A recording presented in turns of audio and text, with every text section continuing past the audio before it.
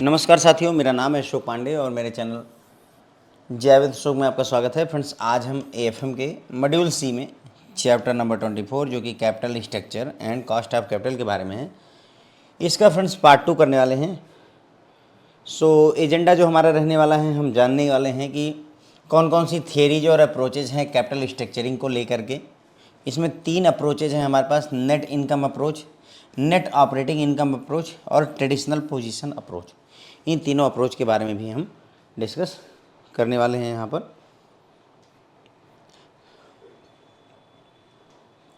शुरुआत करेंगे friends, theories approaches on capital structuring. There are many theories approaches which establish the relationship between financial leverage, weighted average cost of capital and the total value of fund। तो friends, हमारे पास 3 approaches हैं। Basically कई सारी approach है, 3 को हमें discuss करना है, जो कि बात करती हैं रिलेशनशिप किसके बारे बीच में, financial leverage, WACC weighted average cost of capital और टोटल वैल्यू ऑफ फर्म की टोटल वैल्यू कितनी है। इन 3 चीज़ों के बीच में रिलेशनशिप की बात ये करते हैं। 3 अप्रोचेज के बारे में हमें यहाँ डिस्कस करना है। We will discuss 3 of these approaches. वैसे तो बहुत सारी हैं, बट 3 हम डिस्कस करेंगे: net income approach, net operating income approach, NOI approach भी कह देते हैं, ट्रेडिशनल पोजीशन अप्रोच।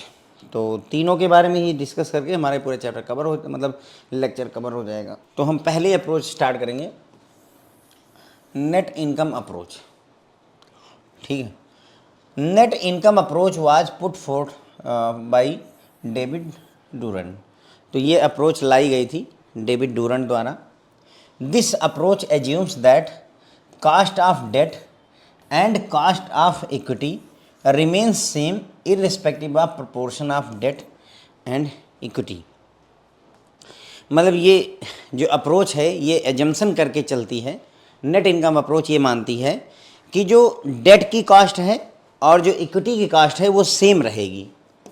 इस बात से फ़र्क नहीं पड़ता कि तुमने कितना कर्जा लिया है और कितना इक्विटी का व्यवस्था किया हुआ है। ठीक है, इस चैप्टर में हम पढ़ ही रहे हैं कैपिटल स्ट्रक्चर के बारे में, और हमें पता है कि मान लो किसी व्यक्ति को 100 करोड़ रुपए की एक फैक्ट्री लगानी है, तो वो 2 तरीक़ों से, वैसे तो तरीके बहुत सारे हैं, बट यहाँ 2 तरीक़ों की बात की जाती है कि एक तरीका हो सकता है कि आप इक्विटी से इंतजाम करो और दूसरा तरीका हो सकता है आप डेट से इंतजाम करो। ठीक है, डेट का मतलब कर्जा, कर्जे में आप बैंक से लोन ले सकते हैं, कर्जे में आप डिवेंचर इशू कर सकते हैं। इक्विटी का मतलब होता है जो प्रमोटर पैसा खुद लेकर के आता है। ठीक है, तो ये 2 तरीक़ों से पैसे आ सकते हैं। तो अब कितना हो सकता है, इक्विटी 50% हो, कर्जा भी 50% हो सकता है इक्विटी 20% हो और कर्जा 80% हो सकता है कि जो है इक्विटी 80% हो, कर्जा 20% हो, मे बी कि जो है इक्विटी 40% है, कर्जा 60% है। तो कोई भी प्रोपोर्शन, इनमें से कोई भी प्रोपोर्शन, उससे फ़र्क नहीं पड़ता है। जो कास्ट ऑफ डेट है, कर्जे की जो कीमत है और जो इक्विटी की कीमत है वो सेम रहती है। ये बात यहाँ पर इन्होंने कहने का प्रयास किया है। थोड़ा समझिए, बाकी का भी एग्जाम्पल समझाने के बाद में दोबारा बताऊंगा तो ये बात और ज़्यादा समझ में आएगी। As the cost of debt is lower than the cost of equity, the overall cost of capital can be decreased through the higher debt proportion, thus increasing the value of firm. क्या कह रहे हैं sir? समझाता हूँ sir, कोई बात नहीं है। ये बोल रहे हैं कि जो कर्जे की जो डेट होता है फ्रेंड्स, उसकी कास्ट कम रहती है और जो इक्विटी की कास्ट होती है वो ज़्यादा रहती है। ठीक है, कर्जा सस्ता है, इक्विटी महंगी है। क्लियर हो गई बात? कैसे सस्ता है, कैसे महंगा है? सर देखो, कहीं से कर्जा लेना है, बैंक से कर्जा लोगे, डेट लोगे, 12% पर मिल सकता है। सर इक्विटी की कास्ट का क्या मतलब है? इक्विटी के कास्ट का मतलब है, जैसे मान लो मैं बिजनेस शुरू कर रहा हूँ, 100 करोड़ रुपए का बिजनेस, 60 करोड़ मैंने लगाया है, मैं प्रमोटर हूँ, तो मैं चाहूँगा कि 60 करोड़ में मुझे रिटर्न मिले, मुझे डिविडेंड मिल जाए। जनता होगी तो डिविडेंड चाहेगी, मैं प्रॉफिट चाहूँगा तो मैं चाहूँगा कि मुझे कम से कम इसमें से 15% 16% रिटर्न मिल जाए। इतना मेरी एक्सपेक्टेशन रहती है। कर्जा 12% में मिल रहा है और मुझे रिटर्न 16% का चाहिए, तो इसी ये कास्ट ऑफ इक्विटी है। कास्ट का मतलब समझ रहे हैं? मतलब कर्जा लेने में कितना पैसा खर्चा हो रहा है, कितना परसेंटेज का चार्ज लग रहा है, वही फ्रेंड्स कास्ट होता है एक्चुअल सेंस में। ठीक, तो ये बोल रहे हैं कि भाई देखो, कर्जा सस्ता है इक्विटी के मुकाबले, तो ओवरऑल जो कास्ट ऑफ कैपिटल है यानी WACC वो घट जाएगी अगर जो है हायर डेट प्रोपोर्शन यूज किया जाएगा और इससे वैल्यू ऑफ फर्म इंक्रीज हो जाएगी। बात समझ में नहीं आ रही होगी, कोई बात नहीं है, छोड़ दीजिए। एग्जाम्पल लेते हैं और फिर उसके बाद में ये बात समझते हैं तो ज़्यादा समझ में आएगी। देखिए यहाँ एक एग्जाम्पल देते हैं। पहला, ABC limited has capital structure comprising of 50% debt and 50% equity.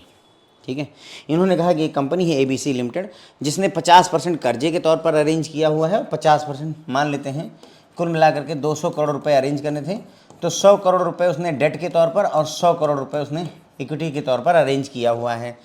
जो कास्ट ऑफ डेट है 10% है, कास्ट ऑफ डेट, यानी कि जो कर्जा लिया गया है उस पर 10% का इंटरेस्ट लग रहा है, और जो इक्विटी अरेंज की गई है, प्रोमोटर पैसा लेकर आया है, उस पर 16% का ब्याज हमको भरना पड़ रहा है। ठीक, ये बात इन्होंने दे रखी है। आगे बढ़ते हैं, तो आगे क्या होगा, तो WACC कैसे कैलकुलेट करते हैं, पहले फार्मूला देखिए, it's WACC, weighted average cost of capital कैसे कैलकुलेट करते हैं। तो फ्रेंड्स ये फार्मूला होता है, weighted average cost of capital का मतलब होता है कास्ट ऑफ डेट, यानी कितना इंटरेस्ट लग रहा है, तो जैसे अभी दिखा था हमने 10% का लग रहा है, इनटू प्रोपोर्शन ऑफ डेट, कर्जे का रेशियो क्या है, कितना परसेंट या कितना पोर्शन जो है कर्जा है डेट, प्लस उसी तरीके से कास्ट ऑफ इक्विटी कितना है, तो हमने अभी देखा था 16% ऊपर दिया हुआ है, इनटू जो इक्विटी है उसका प्रोपोर्शन कितना है, बस इसी को मल्टीप्लाई कर लीजिए। तो weighted average cost of capital, यानी औसतन जो हमारी कैपिटल है उसकी कास्ट क्या पड़ी, ये हमें पता चल जाता है। ये इसकी कहानी है, थोड़ा सा ब्रॉडर सेंस में समझने का प्रयास करेंगे हम। ठीक है, अभी हमने देखा कि भाई 50% जो है डेट है और 50% ही हमारा क्या है, 50% डेट है और 50% इक्विटी है। तो भाई 50% डेट और 50% इक्विटी का मतलब हो गया, हम इसे कह सकते हैं 0.5। देखो कैसे भाई, 50% डेट है, 50% डेट है आउट ऑफ 100%, तो इसको अगर आप करोगे तो 0.5 आ जाएगा ना, तो वही यहाँ पर 0.5 लिखा जाता है। ठीक है, 50% डेट है तो प्रोपोर्शन ऑफ डेट कितना है, 0.5। इसी तरह से 50% इक्विटी है, क्वेश्चन में अभी दिया था ना हमें 50% इक्विटी है, तो इसको भी 50% को अगर इसमें कन्वर्ट करिएगा तो 0.5% आ जाएगा, तो यहाँ पर भी 0.5% हमने लिख दिया, यानी 0.5% इक्विटी का रेशियो हो गया। मल्टीप्लाई कर लीजिए, सॉल्व कर लीजिए, देखिए यही लिखा हुआ है जो बात मैं आपको समझा रहा हूँ। ठीक है, इसका हो जाएगा 5, इसका हो जाएगा 8, 13%, 13%। ठीक है, समझते हैं 13%, समझते हैं क्या कहानी हुई। तो देखो यहाँ पर इसने बताया कि 50% डेट है, 50% डेट है, 50% इक्विटी है, तो इससे हमें क्या मिल गया, इससे हमें मिल जाता है प्रोपोर्शन। क्या मिल जाता है, प्रोपोर्शन। 50% अगर डेट है फ्रेंड तो 50% डिवाइडेड बाई 100% कर दीजिए तो 0.5 आ गया। ठीक है, इसी तरीके से 50% अगर इक्विटी है तो 50% डिवाइड बाई 100% करेंगे तो ये आपका 0.5 आ जाएगा। तो 0.5 प्रोपोर्शन हो गया किसका, डेट का, और 0.5 प्रोपोर्शन हो गया इक्विटी का। ठीक है, ये बात हमें क्लियर हो जाती है। कर्जा लेने पर 10% लग रहा है, इक्विटी लेने पर 16% लग रहा है, तो कर्जा 10% में मिल रहा है, इक्विटी 16% में मिल रही, तो औसतन हमें कितना खर्चा करना पड़ रहा है, हम इसी बात का जवाब यहाँ ढूंढ रहे हैं। ठीक है, तो अब देखो इसमें क्या करना होगा भाई, देखो हमारा डेट कितना है, डेट की कॉस्ट कितनी है 10%, यहाँ लिख दिया, इनटू हमारा डेट है कितना, तो सर 50% है यानी कि 0.5, प्लस हमारा इक्विटी की कॉस्ट क्या है सर 16%, यहाँ 16% लिखा, इनटू इक्विटी का प्रोपोर्शन कितना है सर 50%, तो 0.5 लिख दिया। ठीक, बस अब इसको मल्टीप्लाई अगर हम कर लें तो ये 5 हो जाएगा, 8, 13%, 13% हमारा weighted average cost of capital आ गया। यानी कि जहाँ हमने 10% डेट पर दिया और 16% दे दिया किस पर, 16% हमने खर्चा कर दिया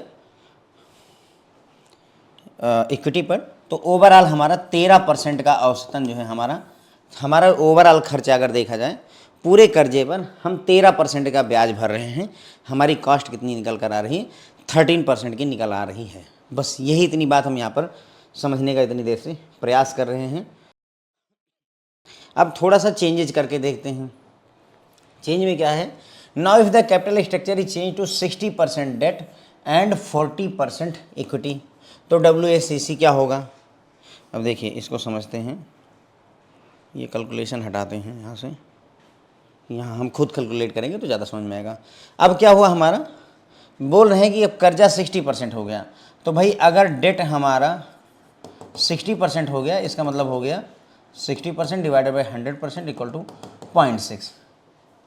ठीक है, इसी तरीके से हमारा इक्विटी का क्या सीन होने वाला है, 40% डिवाइडेड बाई 100% इक्वल टू 0.4। तो हमें प्रोपोर्शन पता चल गया। और कास्ट क्या है, सेम वही 10% की कास्ट है डेट की, और प्रोपोर्शन कितना 0.6, और 16% कास्ट है इक्विटी की, प्रोपोर्शन कितना 0.4, इक्वल टू कितना हो जाएगा, ये हो जाएगा 6 पहला वाला, और ये 6.4, तो 12.4% निकल आया। 12.4% हमारा निकल आया। क्या हुआ, पहले हमें कितनी कीमत थी, weighted average cost of capital कितनी थी 13%, अब कितनी हो गई 12.4%। बढ़ गई कि घट गई, सर घट गई, यानी WACC हमारा घट गया। क्या हुआ, ध्यान दें, weighted average cost of capital घटा कब, जब हमने डेट का पोर्शन बढ़ाया। कैसे बढ़ाया सर, पहले 50% डेट था और अब हमने बढ़ा करके 60% डेट कर दिया है। जब हमने कर्जा बढ़ाया तो हमारा WACC घट गया। समझ गए बात को। इसका क्या मतलब है, इसका मतलब ये है कि जितना ज़्यादा से ज़्यादा कर्जा हम ले पाएँ उतना ही हमारे लिए फ़ायदे का सौदा है, क्योंकि भाई हमको पहले 13% ब्याज देना पड़ रहा था पूरे पे, अब केवल 12.44 या 64 जो भी आया है, या 24 आया हुआ है, इतना % ब्याज देना पड़ रहा है। अगर हम कर्जा और बढ़ा दें तो हो सकता है ये 11% ही पड़ जाए, तो हमारे लिए फ़ायदे का सौदा है।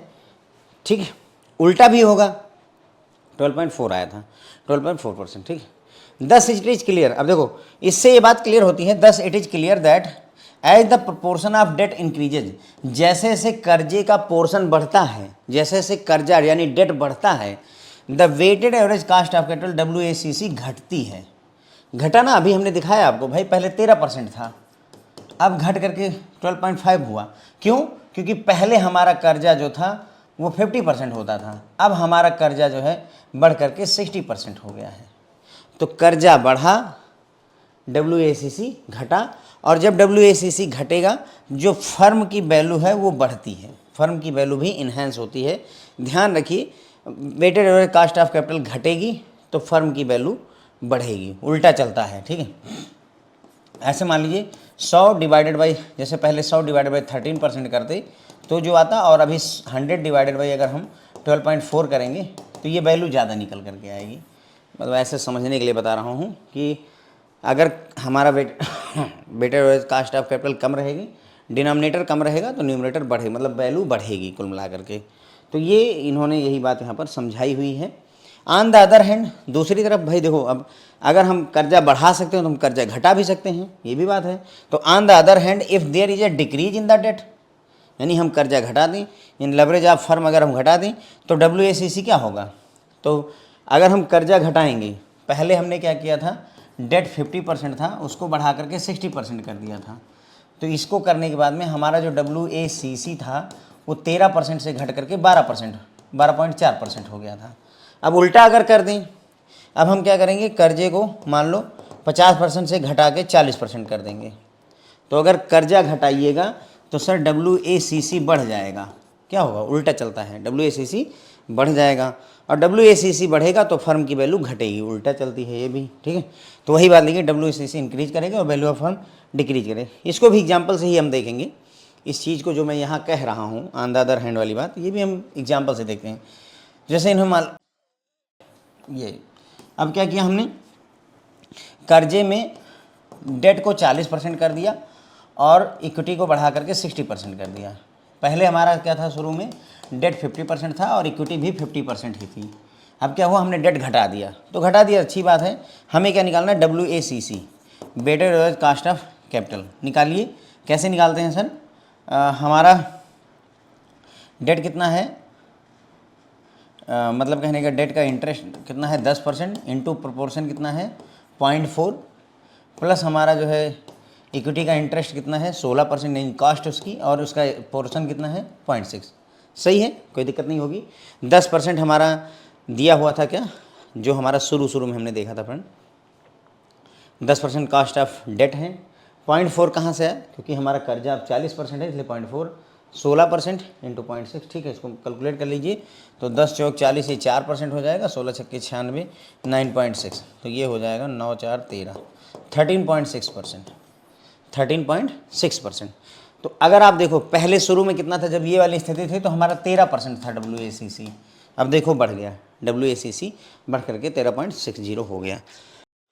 यही बात यहाँ लिखी थी कि अगर जो है हम डिक्रीज करते हैं कर्जे को, if we decrease the debt, तो WACC इंक्रीज करता है। देखो WACC बढ़ गया, 13 से बढ़ करके 13.6 हो गया।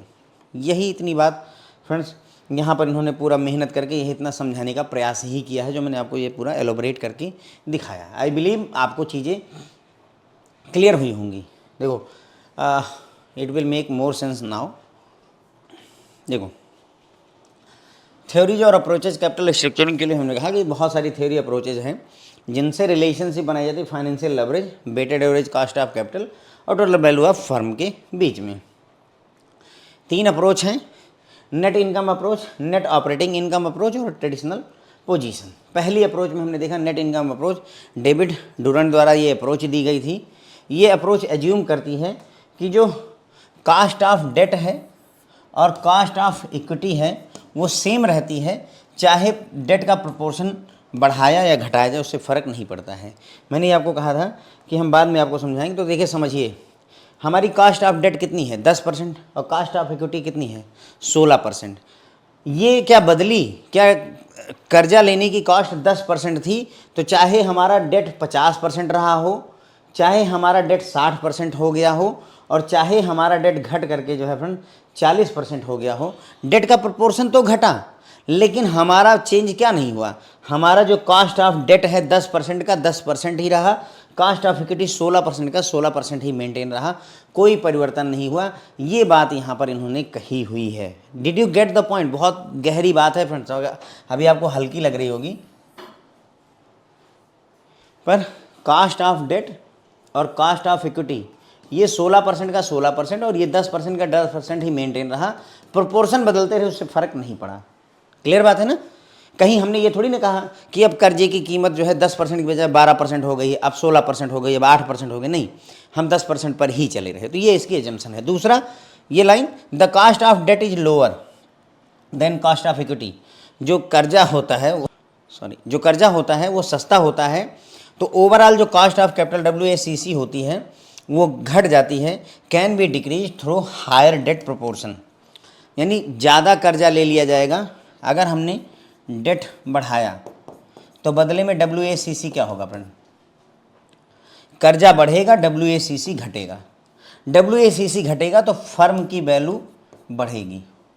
अभी हमने देखा था बाकायदा, जो है याद है आपको, जब हमने कर्जे को 40% कर दिया था तो यहाँ 13.6% की WACC आ गई थी। जब शुरुआत में कर्जा 50% लिया था तो हमारा जो है, जब कर्जा शुरू में लिया था तो 50% था, तो उस केस में ये 13% आ रहा था, है ना, याद है? तो जब हम कर्जा बढ़ाते हैं तो WACC घटती है। ये तीनों एग्जाम्पल मैंने आपको दिखा रखा है। तो ये अगर मैं रिलेशनशिप की यहाँ पर बात करूँ तो ध्यान रखें कि अगर डेट का प्रोपोर्शन आप घटाओगे, डेट का प्रोपोर्शन अगर आप घटाते हैं, कर्जा हमने घटा दिया, कर्जा घटाया, पहले 50% था, अब 40% हो गया, तो WACC weighted average cost of capital बढ़ जाएगी, weighted average cost of capital बढ़ जाएगी और फर्म की जो वैल्यू होगी वो घट जाएगी। ठीक है, अब मान लो हमने कर्जे का पोर्शन बढ़ा दिया, कर्जे का पोर्शन बढ़ा दिया तो weighted average cost of capital घट जाएगी और फर्म की वैल्यू जो है बढ़ जाएगी। ये इस तरीके का रिलेशन चलता है। एग्जाम में इनकेस पूछ ले तो ध्यान रखिएगा। आई थिंक जो है ये बातें अब आपको क्लियर हो गई होंगी। फिर वही एग्जांपल मैंने देखा कि भाई हमने एक कंपनी ली जिसमें 50% कर्जा, 50% इक्विटी है, कर्जे की कीमत 10% है और इक्विटी को लाने की कीमत 16% है। ठीक है, उसके बाद में हमने इसके weighted average cost of capital calculate किया, ये फार्मूले से WACC equal to cost of debt into proportion of debt plus cost of equity into proportion of equity. बस कास्ट ऑफ डेट कितना हमारी कास्ट पड़ रही है सर 10% की, प्रोपोर्शन कितना है, कर्जे का पोर्शन कितना है, प्लस कास्ट ऑफ इक्विटी कितनी है 16% इंटू कर्जे का पोर्शन कितना है बस यही इतना करना रहता है, हो जाएगा काम अपना, कोई मुश्किल नहीं है। ठीक है, कर्जे का प्रोपोर्शन निकालने के लिए बताया था। मान लो 50% अगर डेट है तो 50% डिवाइड बाई 100% कर दीजिएगा, 0.5 आ जाएगा आपका। ठीक है, 0.5 यही रखा गया। इस तरीके से कैलकुलेट करके फिर हमने ये भी देखा कि अगर मान लो डेट बढ़ाते हैं, भाई पहले 50% डेट था तो 13% आया, अब डेट हमने कर्जे का पोर्शन बढ़ाया तो हमारा WACC weighted average cost of capital घट गई, और जब हमने कर्जे का प्रोपोर्शन बढ़ाया है ना, घटाया, कर्जा घटा देंगे, यानी अब केवल 40% कर्जा लिया हुआ है तो WACC महंगा हो जाता है। क्यों हो जाता है? अगर थोड़ा सा लॉजिक से समझना चाहो तो लॉजिक से भी हम समझ सकते हैं, मैं समझाता हूँ, यदि आपको बैठ पाए दिमाग में तो कोशिश करिए। देखिए क्या होता है, WACC weighted average cost of capital को दिमाग में रखिए और यहाँ को डेट में दिमाग में रखते हैं। याद रखिए बस केवल कि डेट सस्ता होता है, कर्जा सस्ता होता है। क्या होता है? कर्जा सस्ता होता है। तो अगर हम कर्जा बढ़ाएंगे, हम इक्विटी नहीं बढ़ा रहे हैं, हम कर्जा बढ़ा रहे हैं, तो सस्ती वाली चीज़ बढ़ा रहे हैं। तो अगर कोई चीज़, एक चीज़ महंगी है एक चीज़ सस्ती है, सस्ती वाली चीज़ ज़्यादा कर दोगे तो ओवरऑल दाम क्या होगा? कम हो जाएगा। ओवरऑल दाम कम हो जाएगा। जैसे मान लो कि आलू और प्याज, एग्जाम्पल के तौर पर आलू और प्याज की सब्ज़ी बनानी है, ठीक है, पोटैटो एंड ओनियन, ओनियन मान लो 200 रुपये किलो चल रही है, और पोटैटो मान लेते हैं 20 रुपये या 10 रुपये किलो चल रही है, 10 रुपये किलो चल रही है। तो बेहतर रहेगा ना कि हम आलू कम यूज करें और ओनियन मतलब आलू ज़्यादा यूज करें और प्याज कम यूज करें, क्योंकि अगर दोनों 1-1 किलो लोगे तो 210 रुपये लगेंगे, दोनों 1-1 किलो लोगे तो 210 रुपये लगेंगे। लेकिन अगर इसको हम 2 किलो ले लें, आलू 2 किलो तो 20 रुपये की हो गई, और उसको केवल 100 ग्राम ले लें तो हमारा सिर्फ 40 रुपये खर्चा होगा। जबकि सामान ज़्यादा है, ये 2 किलो 200 ग्राम है और ये केवल 2 किलो है, फिर भी ये 40 रुपये का है। ये एक तरीके का ऐसा कम्बिनेशन है। तो जो चीज़ सस्ती है, देखिए जो चीज़ सस्ती है, आलू सस्ता है, आलू ज़्यादा यूज करोगे, 2 किलो यूज कर लोगे तो दाम घट जाएगा। देखो जो चीज़ सस्ती है उसको ज़्यादा बढ़ाओगे तो वो फ़ायदा करेगी। उसी तरीके से अगर कर्जा हमारा सस्ता है, कर्जा मेरा सस्ता है तो मेरा WACC घट जाएगा। अगर मान लो मैं कर्जा कम कर देता हूँ, कर्जा यानी कि ऐसे समझ लो कि कर्जा कम कर दिया, आलू सस्ती थी उसी को कम कर दिया, तो प्याज की तरफ बढ़ोगे तो 200 रुपये किलो लगेगा भैया, दाम बढ़ेगा। ठीक है, WACC और डेट में ये ऐसा रिलेशनशिप होता है। यही बात यहाँ पर बाकायदा मैंने एग्जांपल से भी आपको समझाई हुई है। और जो हमने मतलब जो पिछली अप्रोच पढ़ी है एकदम सेम वही चीज़ यहाँ पर भी अगले अप्रोच में भी यूज होगी। ये अगर मैं कहूँ नेट ऑपरेटिंग इनकम अप्रोच ना, NOI, ये कोई नई अप्रोच नहीं है, nothing new is happening here, कुछ नया नहीं होने जा रहा है, ये सारी वही चीज़ें हैं। अभी देखना आपकी कैसे उसी फार्मूले से, उसी पूरी कहानी से ही सब कुछ यहाँ पर निकल कर आएगा। नेट ऑपरेटिंग इनकम अप्रोच ये भी डेवलप बाई डेविड डूरेंट ही है, सेम वही महान व्यक्ति जिसने वो दिया था वही फार्मूला ये भी दे रहा है। एज्यूम करता है कि WACC are the value of a firm remains unaffected by the change of debt proportion in the capital structuring. तो मतलब यहाँ क्या एजम्पशन है नेट ऑपरेटिंग इनकम अप्रोच की कि भाई WACC सेम रहेगा, कर्जे के प्रोपोर्शन में चाहे इतना चेंजेस कर लो उससे फ़र्क नहीं पड़ना है, WACC कांस्टेंट है। ठीक है, पिछले एग्जाम्पल में ऐसा नहीं था, देखो पिछले एग्जाम्पल में ऐसा नहीं था। यहाँ देखो पहले WACC कितना था 13%, जब हमने जो है डेट 60% किया यानी 10% डेट बढ़ा दिया था तो WACC 12.4 हो गया था। जब हमने डेट घटा दिया था 40% तो WACC बढ़ करके 13.6 हो गया था। बढ़ना घटना चल रहा है, क्या चल रहा है सर? बढ़ना और घटना चल रहा है, मतलब कहने का कांस्टेंट नहीं है। लेकिन ये मेथड, ये जो आपका नेट इनकम ऑपरेटिंग अप्रोच है, ये मानती है कि भाई WACC कहीं जाने वाला नहीं है। तुम डेट प्रोपोर्शन चाहे 60% रख लो, 70% रख लो, 20% रख लो, 10% रख लो, मुझे फ़र्क नहीं पड़ता है, WACC विल बी कांस्टेंट। ये एजम्पशन है, ऐसा होता नहीं, लेकिन ये कल्पना की जाती है। ठीक है, एजम्पशन में फ़र्क है ना। जैसे हम माना कि वहाँ जैसे नहीं अभी लेट कि ट्रेन की लंबाई x है तो हम मानते हैं x होती थोड़ी है, बाद में कैलकुलेट करते हैं उसी तरीके से।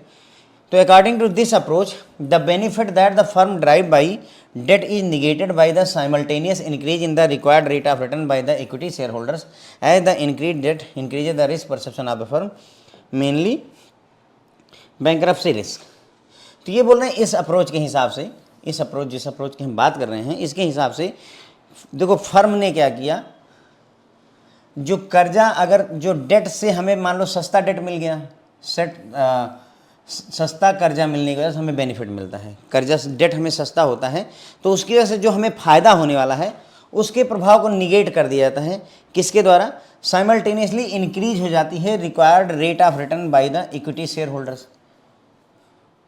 शेयर होल्डर्स ज़्यादा रेट ऑफ रिटर्न मांगने लगते हैं। क्या कह रहा हूँ, थोड़ा सा समझेंगे तो आएगा बात को। ये बोल रहे हैं कि सस्ता कर्जा ले लिया लेकिन उसका फ़ायदा नहीं हुआ, क्योंकि सस्ता कर्जा ले तो लिया हमने लेकिन बदले में शेयर होल्डर सब ज़्यादा रिटर्न मांगने लगे। पागल हो बैठे हैं सब। क्यों ज़्यादा मांगने लगे? उसकी वजह है as the increase debt increase the risk perception of firm mainly bankruptcy risk. क्योंकि तुम कर्जा ज़्यादा लिए बैठे हो, ठीक है। देखिए डेट इक्विटी रेशियो होता है। डेट इक्विटी रेशियो कहता है भाई कि अगर मान लो तुम्हारे पास में 100 रुपये हैं एसेट के तौर पर, इक्विटी के तौर पर, तो तुम ज़्यादा से ज़्यादा 200 रुपये कर्जा लिए रहो तो ठीक है। कि मान लो अगर डूबोगे ही सनम तो 100 रुपये तो तुम्हारे पास है ना, इतना लो कर्जा। लेकिन तुम 100 रुपये तुम्हारी जेब में हैं और तुम 20,000 रुपये की कल्पना करते हो, तो अगर डूबोगे सनम यहाँ पर तो 19,900 रुपये का लॉस करके डूबोगे। Did you get the point? तो हुआ क्या, ये बोल रहा है कि भाई अब होगा क्या कि कर्जा तुमने बढ़ा लिया, तुम्हारे पास 100 रुपये हैं जेब में और तुम 20,000 का कर्जा ले लिए, ले लो कोई बात नहीं, लेकिन तुमको शेयर होल्डर तुम्हारे पैसे लगाएगा? नहीं लगाएगा। वो बोलेगा यार कि इसके पास 100 हैं और ये अगर 20,000 रुपये का कर्जा लिए बैठा है तो यार ये तो डूब जाएगा, कभी भी डूब सकता है। That's what we are talking about here. ये कभी भी डूब सकता है। तो अगर डूब सकते हो और फिर भी तुम चाहते हो कि मैं पैसा लगाऊं, तो तभी लगा सकता हूं जब मेरा रिटर्न बढ़ाओ, तुम मुझे ज़्यादा रिटर्न दो भाई।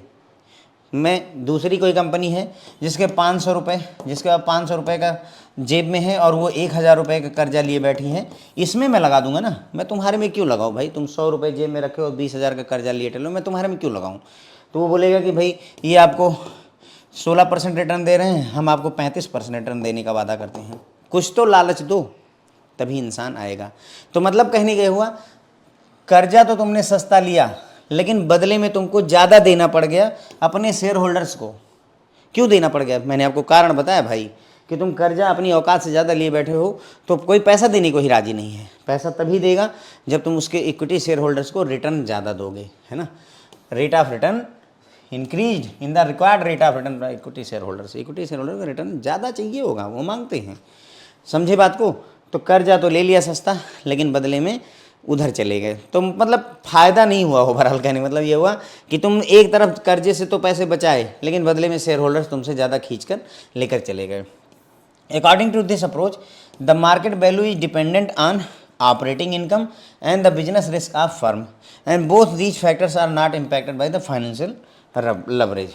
ये बोलते हैं कि इस अप्रोच के हिसाब से जो मार्केट वैल्यू है फर्म की वो डिपेंड करती है एक तो ऑपरेटिंग इनकम पर और दूसरा बिजनेस रिस्क पर, और ये दोनों के दोनों जो फैक्टर हैं ये प्रभावित नहीं होते फाइनेंशियल लवरेज से। Financial leverage does not impact the operating income of the firm. जो फाइनेंशियल लवरेज होता है वो ऑपरेटिंग इनकम से प्रभावित नहीं होता है, फर्म से प्रभावित नहीं करता है, मतलब does not impact operating income. Therefore change in proportion of debt and equity does not make any change in the value of firm. तो ऐसे में इक्विटी और डेट के प्रोपोर्शन में चेंज से फर्म की वैल्यू में कोई चेंज नहीं आता है। ठीक है। तो कुल मिलाकर के इनका कहने का मतलब है भाई कि जो फाइनेंशियल लवरेज होता है और फाइनेंशियल लवरेज इनको जो है ऑपरेटिंग इनकम से या बिजनेस रिस्क से कोई खास प्रभाव नहीं पड़ता है। तो ऐसे में अगर डेट और इक्विटी के प्रोपोर्शन में चेंज किया जाएगा तो उससे फर्म की वैल्यू में कोई चेंजेस नहीं आते हैं। एक एग्जांपल यहाँ पर देखते हैं, चीज़ें और क्लियर होंगी। ABC लिमिटेड है जिस capital structure comprising again 50% debt है और 50% इक्विटी है। ठीक है। कॉस्ट ऑफ डेट 10% दे रखी है और WACC 13% दे रखी है। ठीक है। और net operating income approach assume करती है कि WACC remain constant irrespective of debt equity proportion. Debt equity proportion मतलब नहीं है, ये WACC 13% ही रहेगा।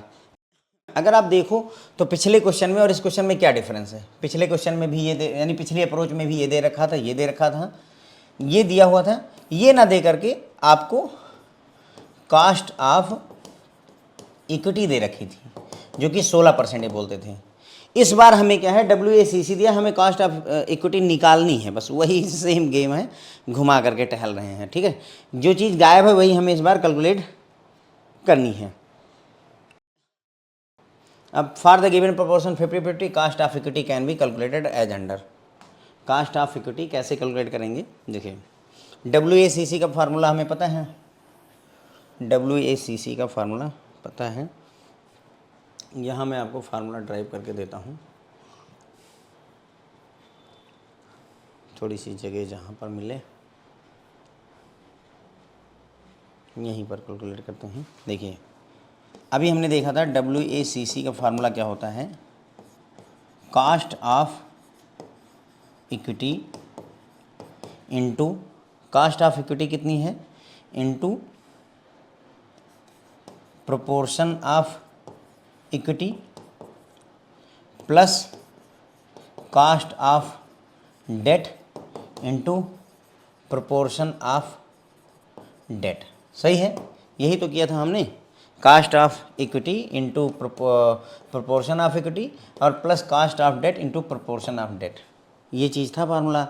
अब हमें क्या चाहिए सर, हमें निकालनी है कास्ट ऑफ इक्विटी, ये निकालना है, तो बाकी सारी चीज़ें इधर ले आते हैं, तो ये इधर आएगा, ये पोर्शन पूरा तो इधर प्लस में है तो इधर माइनस में चला जाएगा, तो हमारा हो जाएगा WACC माइनस ये पूरा का पूरा portion cost of debt into proportion of debt, ये मैंने ऐसे लिख दिया CDPD, cost of debt into proportion of debt equal to हमारा cost of equity CE into proportion of equity PE। हमें निकालना क्या है, कास्ट ऑफ इक्विटी, तो CE equal to cost of equity निकालनी equal to WACC minus cost of debt into proportion of debt divided by, पूरे का divided by proportion of equity.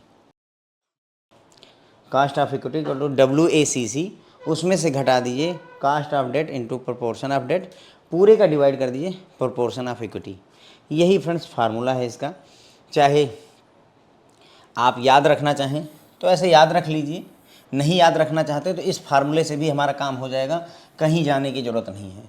Formula इसलिए याद करने के लिए बोल देता हूँ, कई बार क्या होता है एग्जाम में फार्मूला ही पूछ लेते हैं, तो अगर फार्मूला पूछ लें तो पता होना चाहिए, अदरवाइज जैसे हमने पिछला क्वेश्चन सॉल्व किया वो बिल्कुल उसी तरीके से ये क्वेश्चन हम सॉल्व करेंगे और आंसर हमारा हमको मिलेगा बिल्कुल उसी तरीके से। ठीक है, आइए देखते हैं। यहाँ पर कास्ट ऑफ इक्विटी हमें निकालनी है, तो देखो अभी हमने देखा था WACC निकालने के लिए हम क्या करते थे, cost of debt 10% into proportion of debt 50% है यानी 0.5 प्लस कास्ट ऑफ इक्विटी हमें पता नहीं है तो इसको CE, कास्ट ऑफ इक्विटी को CE नाम दे दिया, इंटू प्रोपोर्शन ऑफ इक्विटी 50% है तो 0.5 यहाँ पर रख दिया, WACC दिया हुआ है तो 13% यहाँ रख दिया उठा करके, बोलो WACC दिया तो 30% लिख दिया, ये हो जाएगा नहीं है 5 हो जाएगा, 5% हो जाएगा आपका, plus cost of equity into 0.5। अब ये इधर ले आएंगे अगर तो ये इसमें से घट जाएगा, तो 8% equal to cost of equity into 0.5, तो कास्ट ऑफ इक्विटी क्या हो जाएगी, 8% को डिवाइड बाई 0.5 इक्वल टू ये हो जाएगा 8 दूनी 16%, कितना आ गया 16% हमारा निकल करके आ गया। कास्ट ऑफ इक्विटी कितनी है 16%। हमने कोई नया फार्मूला नहीं यूज किया, ध्यान करिए यही तो फार्मूला हम पहले ही यूज कर रहे थे, पिछले एग्जाम्पल मतलब पिछली जो मेथड थी नेट इनकम अप्रोच, वही वाला हम यहाँ पर यूज कर रहे हैं। ठीक है, अब आपको फार्मूला याद रखना है तो फार्मूला याद कर लीजिए, नहीं तो इस मेथड से भी काम चल जाएगा। यहाँ पर क्या था, ये वाला नेट इनकम अप्रोच में यही तो किया था, देखें यही वाला तो फार्मूला है, हम कुछ नया नहीं कर रहे। देखो फ़र्क क्या आया, बस अब इस बार जो है आपको ये ना दे करके यहाँ पर कास्ट ऑफ इक्विटी यहाँ 13% कर दिया, बस कोई चेंज नहीं, बस यही 13% कर दिया। अब ये 13% है इक्वल टू ये हमारा 5% हो गया equal to cost of equity into 0.5, सही है।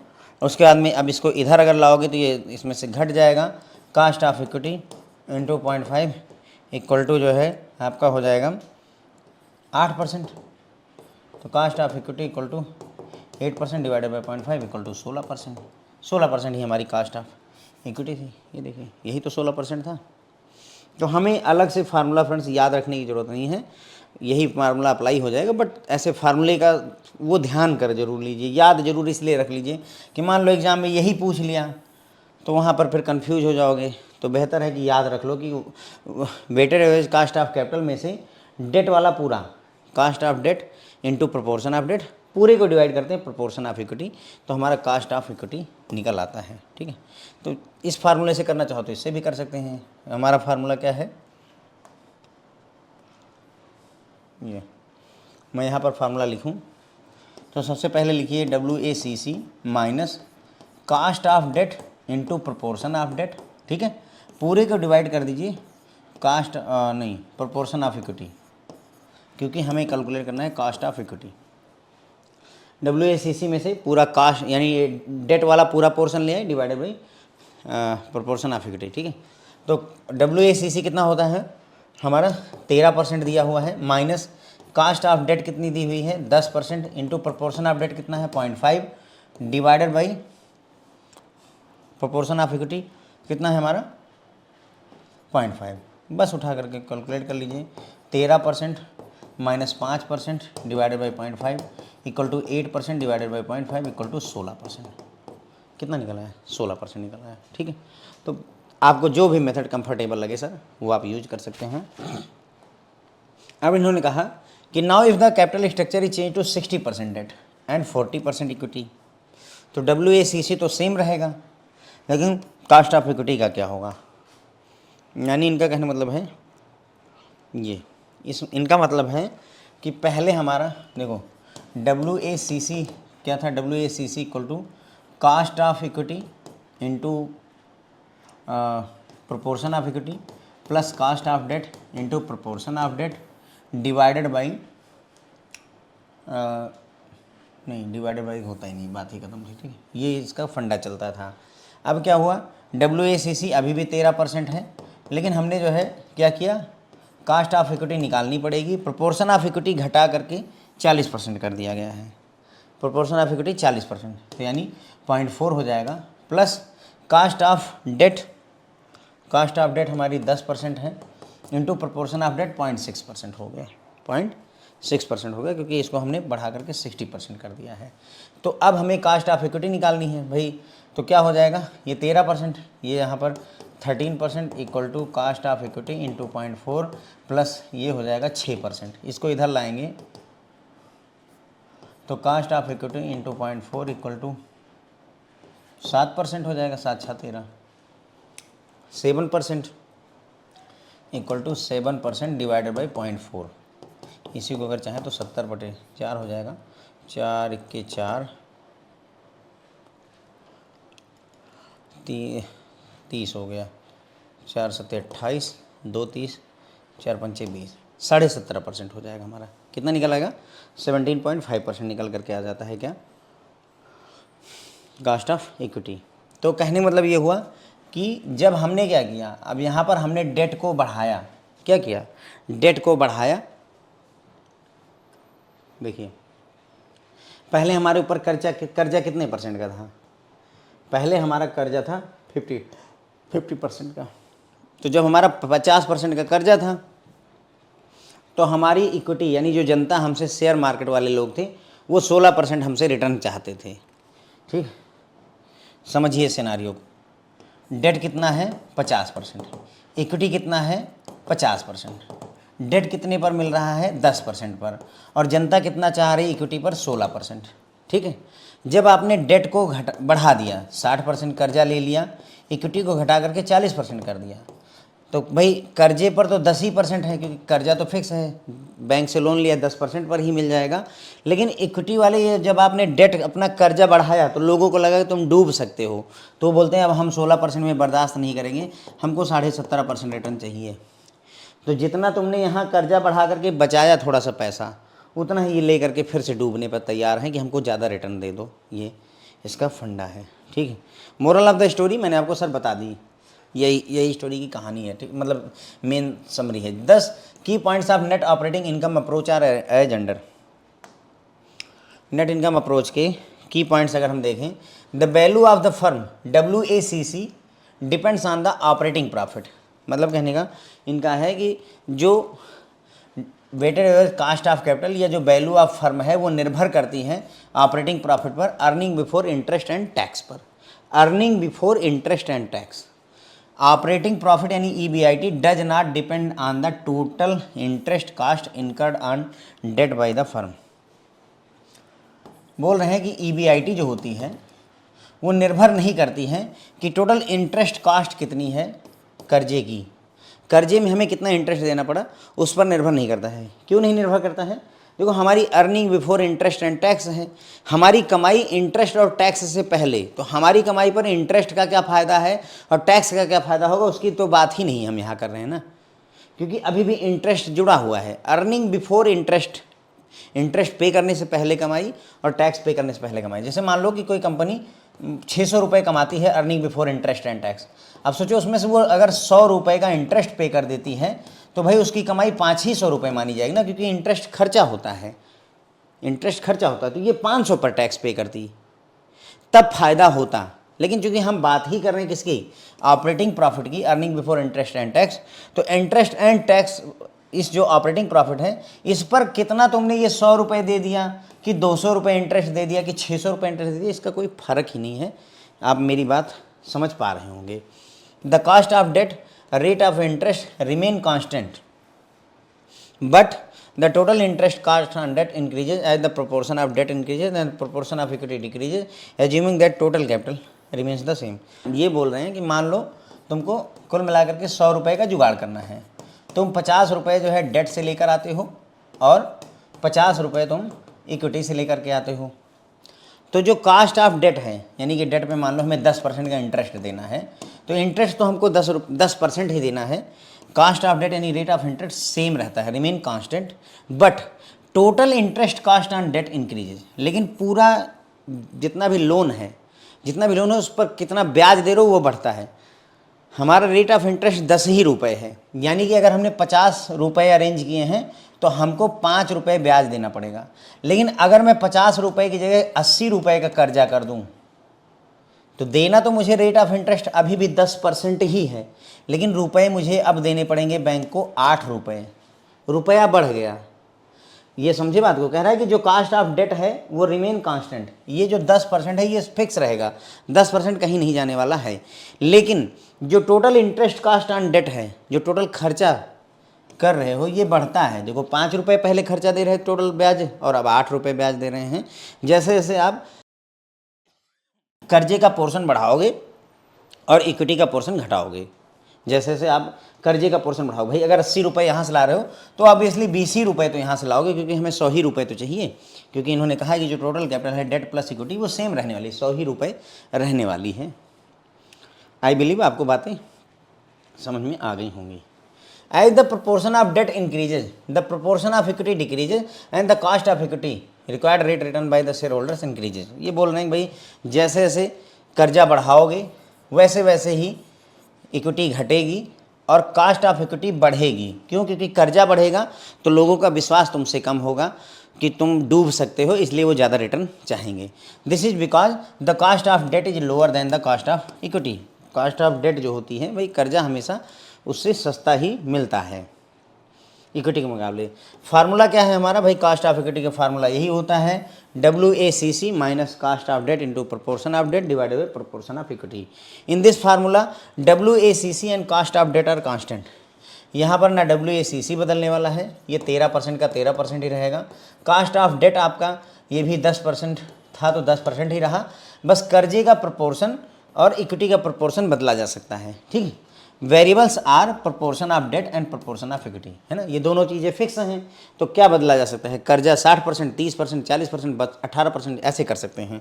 Proportion of equity is related to proportion of debt by, ये कुछ नहीं है फ्रेंड, जो है देखो ऐसे है, जैसे मान लो हमने कहा कि जो हमारा डेट है वो 40% है मान लेते हैं, तो अगर डेट 40% है तो इक्विटी कितनी होगी भाई, अगर टोटल 100% है तो उसमें से 40% हम घटा देंगे तो हमारा 60% इक्विटी हो जाएगी। सीधा सा जवाब है। उसी बात को दूसरे तरीके से देखना चाहो तो हमारा कर्जा कितना है 40%, 40 को डिवाइड कर दिया 100% से, कितना आ गया 0.4, तो एक में से 0.4 घटा देंगे तो 0.6 आ जाएगा, ये हमारा इक्विटी का प्रोपोर्शन हो जाएगा।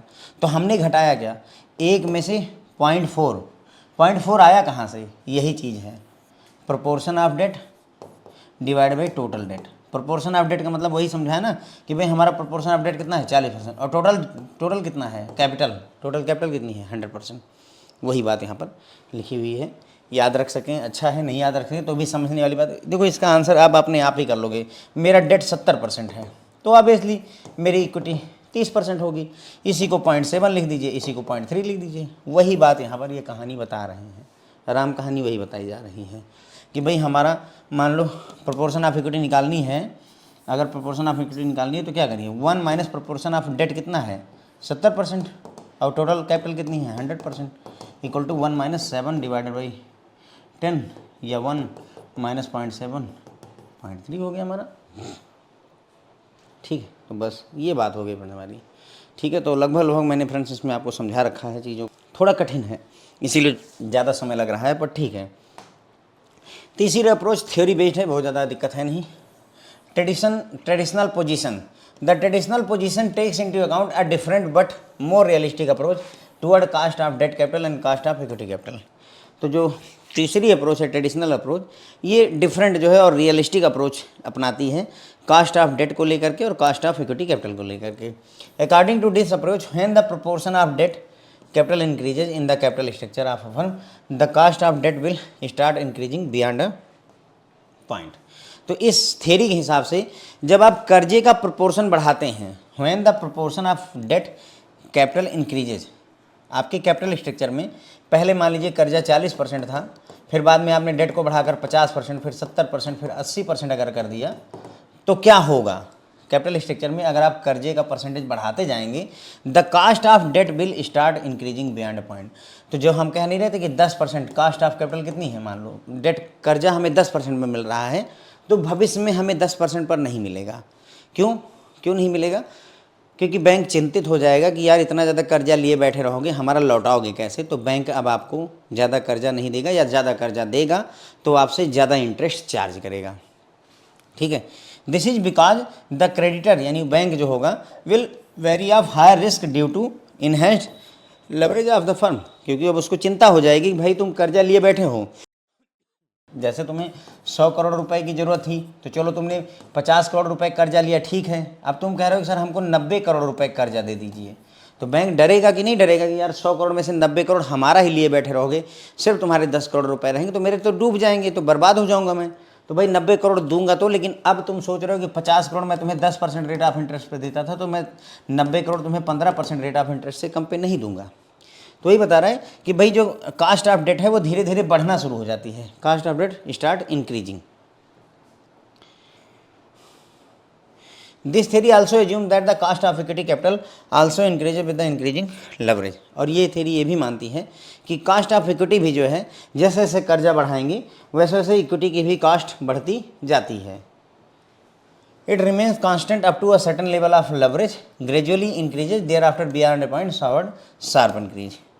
तो बोल रहे हैं कि कास्ट ऑफ इक्विटी जो होगी वो भी जैसे जैसे कर्जा बढ़ेगा वैसे वैसे बढ़ती चली जाती है, क्योंकि आपका डेट इक्विटी रेशियो मेंटेन नहीं होगा। आपने अगर ज़्यादा कर्जा लिया हुआ है तो जो शेयर होल्डर है वो भी डरेगा यार कि मतलब इतना ज़्यादा कर्जा लिए बैठे हमारा पैसा डूब जाएगा, तो इसलिए वो और ज़्यादा रिटर्न की उम्मीद रखते हैं। तो it remain constant up to a certain level, यानी कास्ट ऑफ इक्विटी जैसे 16% थी तो कुछ हद तक 16% रहेगी, लेकिन धीरे धीरे ये 17%, 18% ऐसे बढ़ना शुरू करेगी। और एक समय ऐसा आएगा जब ये 40%, 45% एकदम साफ तेज़ी के साथ में कास्ट ऑफ इक्विटी बढ़ना शुरू कर जाती है। Due to this type of relationship between leverage and cost of debt and equity capital, as the leverage of firm increases, WACC may show decline up to a point, remain constant up to another point and increase thereafter। तो ये बोल रहे हैं जैसा हमने relation देखा भाई कि कर्जे के बीच में और कास्ट ऑफ डेट और इक्विटी के बीच में जो रिलेशनशिप देखी, तो उसमें क्या हो रहा है कि जैसे जैसे लेवरेज ऑफ फर्म इंक्रीज, जैसे जैसे कर्जा आप बढ़ाएंगे फर्म का, वैसे वैसे WACC क्या होगा, घटता रहेगा। यानी कि अगर हमारा डेट बढ़ता है तो WACC घटता जाता है, लेकिन ये एक हद तक होगा, उसके बाद में ये कांस्टेंट रहेगा। WACC सेम बना रहेगा अनदर पॉइंट तक, और उसके बाद में फिर WACC बढ़ना शुरू कर जाएगा। वैसे तो था कि कर्जा अगर बढ़ाओ तो weighted average cost of capital घटेगी, क्योंकि ये सस्ता था। आलू और प्याज वाला एग्जांपल याद करिए, आलू सस्ती थी, लेकिन एक हद के बाद में ये फार्मूला भी फेल हो जाता है कि डेट बढ़ाओगे तो WACC घटेगी, लेकिन उसके बाद में फिर बढ़ना शुरू कर जाएगा, weighted average cost of capital आपका बढ़ना शुरू हो जाएगा। क्योंकि भाई देखो क्यों बढ़ना शुरू हो जाएगा, क्योंकि देखो जब तुम कर्जा बढ़ाओगे तो भाई कर्जा बढ़ाओगे, तुम पहले जो है 100 करोड़ में से 50 करोड़ चाहते थे कर्जा, अब 90 करोड़ अगर कर्जा चाहते हो तो बैंक अब तुम्हें 10% की जगह 16%, 18% ब्याज पर देना शुरू करेगा। और सिमिलरली जो इक्विटी का पोर्शन है वहाँ पर भी चले आइए। अब तुम्हारा कर्जा अगर बढ़ जाएगा तो भले इक्विटी तुम्हारी कम हो गई, तुम सिर्फ 10 ही करोड़ रुपए इक्विटी अरेंज करो, लेकिन ये 10 करोड़ रुपए जो लगा रहा है उसकी भी डरे, वो भी डरा पड़ा हुआ है कि यार 90 करोड़ रुपए का कर्जा तुम लिए बैठे हो, कैसे लौटाओगे। तो वो भी बोलेगा भाई कि हम 16% पर तुमको नहीं दे पाएंगे, वो बोलेगा कि हमको कम से कम 30% का रिटर्न दो, तब जा करके हमको देंगे, हम तुमको दे पाएंगे। तो मतलब कर्जा भी महंगा हो गया, इक्विटी भी महंगी हो गई, कर्जा भी महंगा हो गया और इक्विटी भी महंगी हो गई, जिसकी वजह से weighted average cost of capital ही आपका बढ़ करके ऊपर चला जाता है। यही बात इन्होंने करी हुई है। बात करते हैं एजम्पशंस की। Assumptions of the approach on capital structuring, मतलब इस जो अप्रोच की हमने बात की इसमें एजम्पशंस क्या होता है। Both net income and net operating income approaches assume that increase in debt will not affect the risk perception of creditor and the rate of interest of debt will not change with leverage.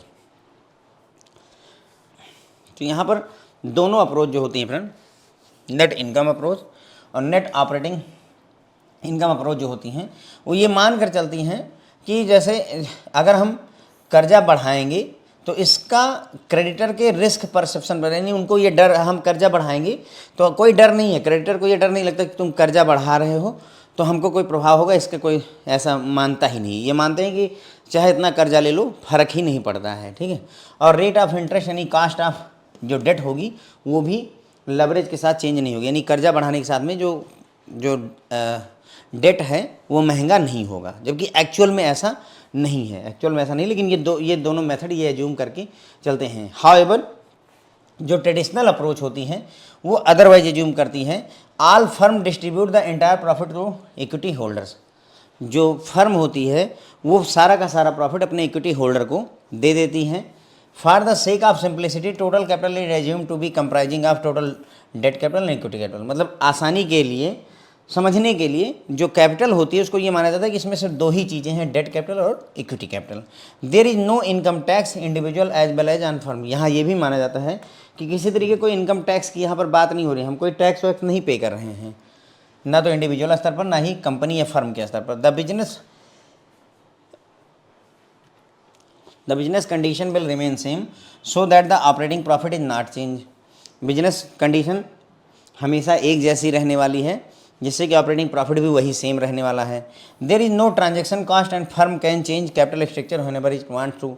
तो जो transaction cast होती है वो कुछ पड़ती ही नहीं है, कोई ट्रांजैक्शन कास्ट ही नहीं है ये माना जाता है, और कैपिटल स्ट्रक्चर जब चाहो तब चेंज कर लो। भाई हमने कहा कि अभी 50% डेट है, अब इसको हम बढ़ा करके 70% करना चाहते हैं, जब दिल करे तब बढ़ाओ, ये एजम्पशन है इनकी। Capital market is perfect and all investors are rational. और जो जहाँ से IPO वगैरह आता है, जैसे आपकी कैपिटल मार्केट है सेबी वाली, वो भी बढ़िया है और सारे के सारे इन्वेस्टर बहुत अच्छे लोग हैं, रेशनल हैं कि हाँ ठीक है पैसा लगाओ कोई दिक्कत नहीं है। ये सारी इनकी एजम्पशंस होती हैं friends. Okay, so here it is last one. Traditional approach में हमने देखा भाई कि ट्रेडिशनल अप्रोच एक डिफरेंट लेकिन मोर रियलिस्टिक अप्रोच मानती है कास्ट ऑफ डेट कैपिटल और कास्ट ऑफ इक्विटी कैपिटल के लिए। इस अप्रोच के हिसाब से जब भी जो है डेट का प्रोपोर्शन अगर हम इंक्रीज करते हैं कैपिटल स्ट्रक्चर में, तो कास्ट ऑफ डेट जो है बढ़नी शुरू हो जाती है, यानी कि हम ज़्यादा कर्जा लेते हैं तो एक पॉइंट के बाद में कर्जा भी महंगा मिलना शुरू हो जाता है, क्योंकि उस सामने वाले को पता है कि तुम 10 लोगों से कर्जा लिए बैठे हो, उनका नहीं वापस कर पा रहे हो, हमारा वापस करोगे कि नहीं, तो हमसे कर्जा लेना है तो हम देंगे तो, लेकिन और ब्याज देना पड़ेगा। तो वही बोल रहे हैं कि जो क्रेडिटर है, जो उधार देने वाला, उसको चिंता होने लगती है कि कहीं ऐसा तो नहीं कि तुम जो है बहुत ज़्यादा कर्जा लियो लौटा ना पाओ। तो ये एज्यूम करती है थ्योरी। सिमिलरली ये थ्योरी एज्यूम करती है कि कास्ट ऑफ इक्विटी जो कैपिटल होती है वो भी जो है कर्जा बढ़ने के साथ साथ बढ़ने लगती है। कुछ हद तक ये कांस्टेंट रहेगी सर्टेन लेवल पर, धीरे धीरे बढ़ना शुरू करती है और उसके अंत में बहुत तेज़ी से बढ़ जाती है। इस तरीके की रिलेशनशिप जो होती है लेवरेज और कास्ट ऑफ डेट और इक्विटी कैपिटल में, है ना, तो यहाँ बोलते हैं कि लेवरेज ऑफ फर्म जो होती है वो अगर इंक्रीज करेगी तो WACC पर क्या प्रभाव पड़ेगा, जैसे जैसे कर्जा बढ़ाओगे वैसे वैसे WACC घटेगा, फिर कांस्टेंट हो जाएगा और फिर बहुत तेज़ी से बढ़ेगा, फिर बहुत तेज़ी से बढ़ना शुरू हो जाता है। फिर एजम्पशंस की अगर हम बात करें तो जो दो अप्रोच हैं, net income approach, net operating income approach, यहाँ पर माना जाता है तुम जितना मन करे उतना कर्जा ले लो, इससे क्रेडिटर के ऊपर कोई प्रभाव नहीं, वो सोचेगा ही नहीं तुम्हारे बारे में कि तुम कर्जा लिए बैठे हो, कोई प्रभाव नहीं। और जो रेट ऑफ इंटरेस्ट है कर्जे का वो भी प्रभावित नहीं होगा। लेकिन जो ट्रेडिशनल अप्रोच है उसमें क्या क्या एजम्पशंस है हमारी, कि जो जितनी भी फर्म है वो सारा का सारा प्रॉफिट अपने शेयर होल्डर्स को बांट देती हैं। सिर्फ दो ही तरीके की कैपिटल में सिर्फ दो ही चीज़ें होती हैं, डेट कैपिटल और इक्विटी कैपिटल। कोई इनकम टैक्स नहीं होता है इंडिविजुअल स्तर पर और फर्म स्तर पर। ये एजम्पशन है फ्रेंड्स, कि ऐसा होता नहीं है, लेकिन इस अप्रोच की एजम्पशन है। बिजनेस कंडीशन हमेशा एक जैसी रहेंगी, यानी हमेशा जो है सब हरियाली ही रहेगी, ये माना जाता है। कोई ट्रांजैक्शन कॉस्ट नहीं लग रही है। फर्म जब मन करे तब कैपिटल स्ट्रक्चर चेंज कर दें, मन किया कर्जा बढ़ा लिया, मन किया इक्विटी बढ़ा ली, ये सारी चीज़ें। और कैपिटल मार्केट भी बेहतर चल रही है। तो ये सारी बातें यहाँ पर होती हैं फ्रेंड्स। ओके, थोड़ा सा ट्रिकी है इसलिए मैंने ज़्यादा समय लिया है इसको समझाने के लिए। मैं उम्मीद करता हूँ कि जो मुझे समझाना था वो मैं समझा पाया हूँ, क्योंकि इतना पढ़ाने के बावजूद मुझे थोड़ा सा डाउट है कि क्या आपको पूरी बात समझ में आई है। कमेंट वगैरह करके बता सकते हैं। Thank you so much.